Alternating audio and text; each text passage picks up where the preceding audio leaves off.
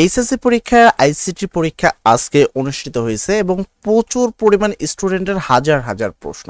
আজকে সকল প্রশ্নের উত্তর দিব যে এইচএসসি পরীক্ষা 2025-এর আইসিটি পরীক্ষা আজকে যে অনুষ্ঠিত হলো সেখানে প্রথম প্রশ্ন ছিল এমসিকিউ কত পেলে পাস হবে।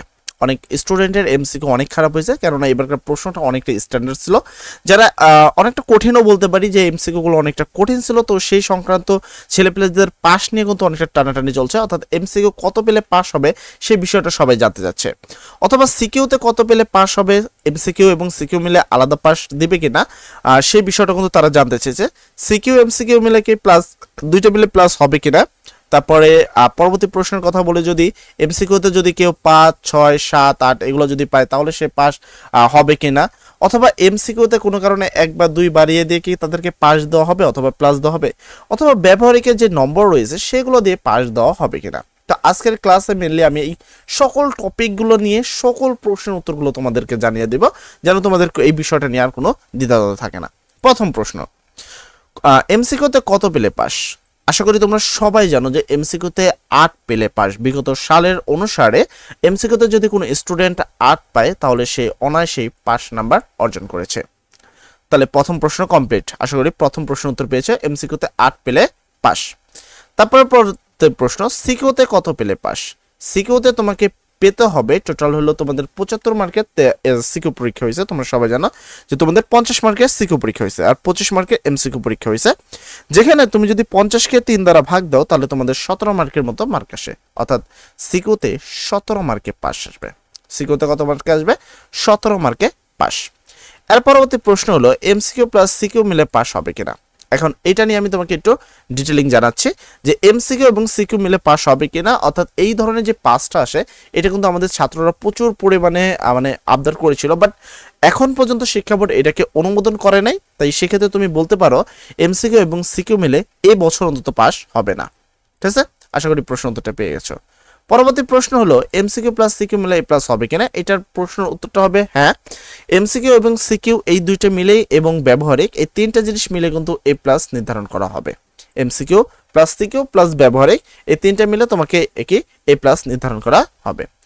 আর পরবর্তী প্রশ্ন ছিল এমসিকিউতে যদি কোনো 5, 6, 7, 8টা হয়েছে তাহলে পাস হবে কিনা। এই প্রশ্নটা 100% স্টুডেন্টের মধ্যে মিনিমাম 95% প্রলাপনের প্রশ্ন ছিল যে এমসিকিউতে ভাই আমি 4টা হয়েছে, ভাই আমার 5টা হয়েছে, ভাই আমার 6টা হয়েছে, ভাই আমার 7টা হয়েছে, এখন আমি কি পাস করব কিনা।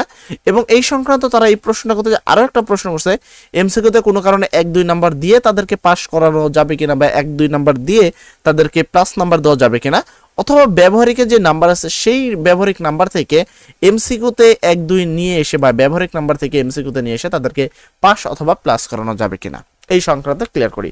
সর্বপ্রথম তোমাকে প্রশ্নটা সম্পর্কিত বলে যে এমসিকিউ যে প্রশ্নটা রয়েছে, এমসিকিউ কিন্তু তোমাদের মেন খাতাটা দেখা হলো মেশিনে। তোমরা জানো যে ওএমআর যে মেশিনটা রয়েছে সেই মেশিনের সাহায্যে তোমাদের এমসিকিউ খাতাটা দেখে। সেক্ষেত্রে মেশিনের সাহায্যে যেহেতু খাতাটা দেখে তার মানে তোমাকে বেশি মার্ক দেওয়ার কোনো প্রশ্ন ওঠে না বা এটার অপশনই নেই।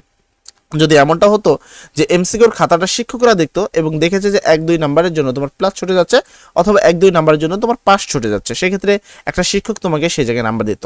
কিন্তু একটা মেশিন যে অটোমেটিকলি কানেক্টেড বা অটোমেটিক অপশন দেওয়া থাকে, সেখানে জাস্ট মেশিনে যাবে এবং তোমার নাম দিয়ে সেই রোল নাম্বার দিয়ে পার হয়ে যাবে। তাই এটা তুমি ক্লিয়ার করতে পারো, মেশিন তোমাকে 1 নম্বরও বেশি দিবে না। এখন কোনো কারণবশত একটা এমসিকিউ এবং সিকিউ মিলে যেহেতু আলাদা পাস করতে হবে, কোনো কারণে যদি কোনো ছাত্রের যদি 5টা, 6টা অথবা 7টা হয় তাহলে সেই ছাত্রটা ফেল বলে গণ্য হবে। তবে এখানে একটা কথা রয়েছে, এখানে কথাটা হলো তুমি যে প্রশ্নের উত্তরমালার সাথে প্রশ্নটা মিলিয়েছো সেই উত্তরমালা আজও কারেক্ট আছে তো? কেননা সবাই যে উত্তরমালার সাথে মিলাচ্ছে সেই উত্তরমালা আসলে কতটুকু কারেক্ট আছে এটা ডিসিশন করবে বোর্ড। বোর্ডের উত্তরমালা এবং তোমার উত্তরমালা কিন্তু সঠিক নাও হতে পারে। এখন তুমি যে উত্তরমালার সাথে মিলাইছো সেখানে হয়তো বা 5টা হয়েছে, কিন্তু বোর্ডের যে উত্তরমালা আছে সেখানে যদি কালেক্টেড করতে যাই দেখা গেল যে তোমার 8টা হয়ে গেছে, কিন্তু তুমি আগে থেকে এখন হতাশ হয়ে গেলা এবং পরীক্ষাতে তুমি পরবর্তী পরীক্ষাতে বসতেই পারলা না। সেক্ষেত্রে কি হইলো, তোমার এই পরীক্ষা তো অলরেডি যেমন তেমন, সামনের পরীক্ষা কিন্তু আরো খারাপ হয়ে যাবে। কিন্তু এই পরীক্ষা যদি তুমি ভেবে নিছো যে ফেল আর কোনো পরীক্ষা দিবই না, আমি মনে করি এটা একটা বোকামি তোমার। কেননা এমসিকিউ সঠিক উত্তর একমাত্র বোর্ডের কাছেই বর্তমান আছে। এখন পর্যন্ত যেই উত্তরগুলো রয়েছে সেটাকে বলা হয় আংশিক অ্যান্সার শিট, তো সেটা সম্পূর্ণভাবে সঠিক নয়। তাই আমি তোমাদের সবাইকে ক্লিয়ারলি বলবো এটা নিয়ে তোমাদের কোনো চিন্তা ভাবনা করার প্রয়োজন নেই। সবাই ভালো থাকবা, সবার জন্য দোয়া করি। আসসালামু আলাইকুম।